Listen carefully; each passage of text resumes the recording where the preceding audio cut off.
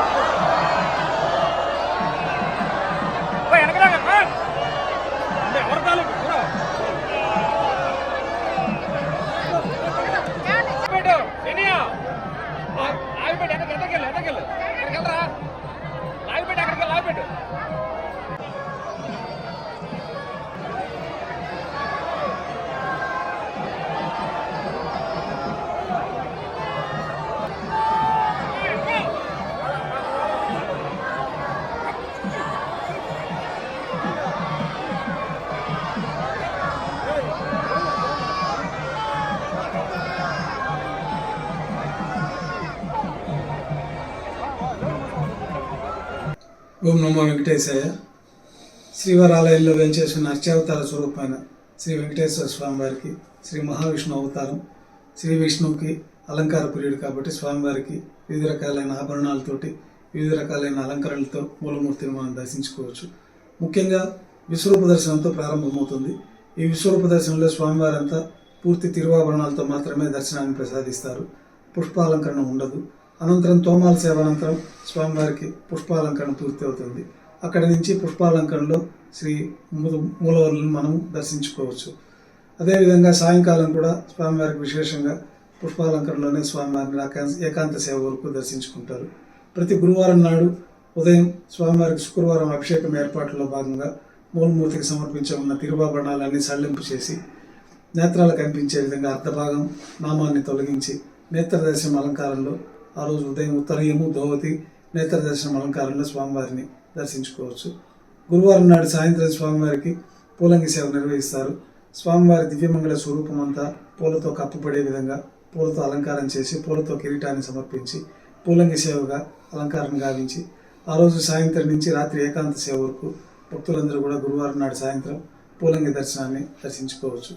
అట్లాగే శుక్రవారం నాడు అభిషేకంలో నిజరూప దర్శనం ఉంటుంది. ఈ నిజరూప దర్శనంలో స్వామివారికి అభిషేకం అనంతరం ఉత్తరయము ధోవతి కట్టి పాదాలను దర్శించుకునే విధంగా నిజపాద దర్శనం అలంకారం చేయబడుతుంది. ఈ నిజపాద దర్శనం అలంకరణ పూర్తయిన తర్వాత స్వామివారికి యథావిధిగా ఆభరణాలన్నీ సమర్పించి ప్రత్యేకమైన ఆభరణాలు అయితే విశేష తిరువాభరణాలు అయితే విశేష పర్వదినాల్లో వజ్రాభరణాలతో అలంకరణ జరుగుతుంది. మామూలు రోజుల్లో స్వర్ణాభరణాలతో స్వామివారికి అలంకరణ జరుగుతుంది. ఆ విధంగా మనం స్వామివారిని అనేకమైన అలంకరణలో దర్శించుకోవచ్చు.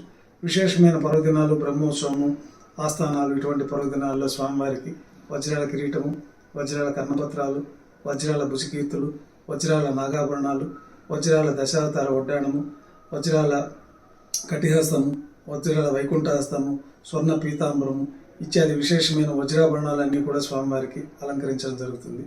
మామూలు రోజుల్లో ఇవి ఆభరణాలన్నీ కూడా స్వర్ణాభరణాలతో స్వామివారికి అలంకరణ జరుగుతుంది. ఓం నమో వెంకటేశాయ.